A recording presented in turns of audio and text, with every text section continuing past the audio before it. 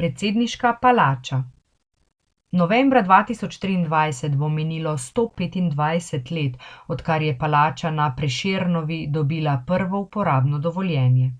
Stavba je bila že v zasnovi namenjena predstavnikom državne oblasti. Tako je bilo v njej do leta 1918 sedež avstro-ogrske oblasti dežele Kranjske. Nato pa so bili v njej narodna vlada, ljubljanski župani, po drugi svetovni vojni pa izvršni svet Slovenske skupščine in ustavno sodišče. Po letu 1975 se je v del stavbe naselilo slovensko predsedstvo. Od leta 1993 pa v predsedniški palači domujeta predsednik Republike Slovenije s svojim uradom in generalni sekretariat slovenske vlade. V 120 letih se znamenita neorenesančna podoba palače niti v notranjosti, niti na zunaj ni veliko spreminjala. Pomembnejša sprememba na gabaritu je zazidava odprte terase na dvoriščni strani z ovalnim zidom.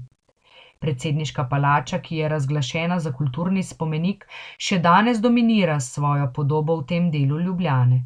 Podobni palači, kjer so bili sedeži deželnih oblasti, pa stojita le še na Dunaju in v Sarajevu.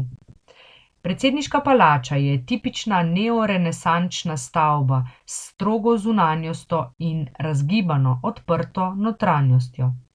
Značilnosti neorenesanse najdemo v simetričnosti gradnje in geometrijskih elementih, polkrožnih zaključkih in posnemanju naravnih materialov. Tloris palače je trapez s stranicama približno 40x70 metrov, ki jih zaključujejo 4 rizaliti. Predsedniška palača je med najlepšimi palačami v prestolnici in tudi v vsej Sloveniji. Gradnja sega v čas po rušilnem potresu, ki je leta 1895 v Ljubljani uničil večino stavb, uradov deželnih oblasti tedanje Avstro-Ogrske. Gradnjo palače, ki je potekala po načrtih arhitekta Emila von Försterja in inženirja Rudolfa Bauerja, sta zaznamovala močvirnato zemljišče in odkritje rimskega najdišča. Gradnja se je začela spomladi 1897. Uporabno dovoljenje za prve prostore je bilo izdano leta 1898. Od tedaj je v palači delovalo več uradov, med njimi deželna oblast dežele Kranjske, krajši čas narodna vlada države Slovencev, Hrvatov in Srbov, bila je sedež Dravske banovine in ljubljanskih županov, po drugi svetovni vojni sta v njej delovala izvršni svet Skupščine Socialistične republike Slovenije ter ustavno sodišče, od leta 1975 pa predsedstvo Socialistične republike Slovenije. Po osamosvojitvi palačo uporabljata predsednica Republike Slovenije in njen urad. Del palače je namenjen tudi protokolarnim prostorom predsednika vlade, generalnemu sekretariatu vlade in protokolu Republike Slovenije. Arhitektonsko palača sodi med lepše ljubljanske objekte.